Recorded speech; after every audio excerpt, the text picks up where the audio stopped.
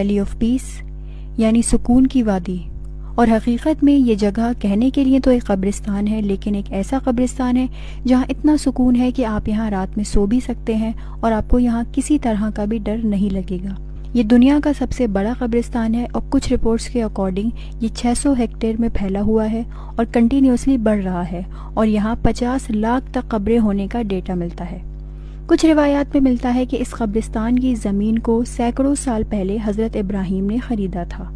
اور مولا علی علیہ السلام سے روایت ہے کہ مومن چاہے کہیں پر بھی مرے، مرنے کے بعد تمام مومنین کی ارواح یعنی روحیں یہیں وادی السلام میں آ جاتی ہیں۔ وادی السلام نجف میں مولا علی علیہ السلام کے روضے کے بہت قریب ہے، اور اس قبرستان میں 2 نبی حضرت ہود اور حضرت صالح کی قبریں موجود ہیں، اور ہزاروں شہید اور صدیقین کے ساتھ ساتھ ہمارے بہت سارے بڑے بڑے علماء کی بھی قبریں اس وادی السلام میں موجود ہیں،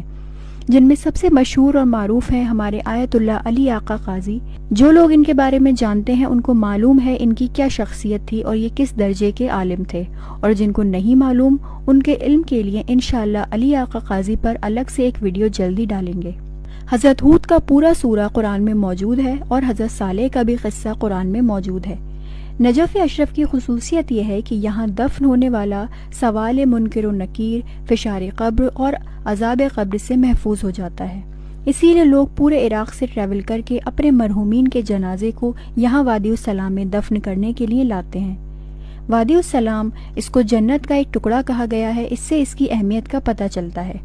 اسی وادی السلام میں مقام امام زمانہ ہے جو کہ ان کی ایک بیٹھک ہے، یعنی یہاں امام زمانہ فریکوینٹلی وزٹ کرتے ہیں، اور یہیں مقام امام جعفر صادق علیہ السلام بھی ہے۔ اور اسی وادی السلام کی زمین میں ایک اور معجزہ موجود ہے جس کا نام ہے در نجف۔ یہ دنیا کا اکیلا ایسا پتھر ہے جو کسی پہاڑی یا چٹان سے نہیں نکلتا، بلکہ اللہ کے حکم سے مولا علی علیہ السلام کا یہ معجزہ ہے کہ جب بھی وادی السلام میں بارش ہوتی ہے اور اس بارش کا پانی وادی السلام کی مٹی سے ملتا ہے تو یہ در نجف خود بخود بن جاتا ہے اور زمین پر آ جاتا ہے، اور نجف کے لوگ بعد میں اس کو اکٹھا کر لیتے ہیں۔ اور باقی پتھر کچھ لوگوں کو راس آتے ہیں، کچھ کو نہیں، لیکن در نجف ایسا پتھر ہے جو ہر کسی کے لیے مبارک ثابت ہوتا ہے،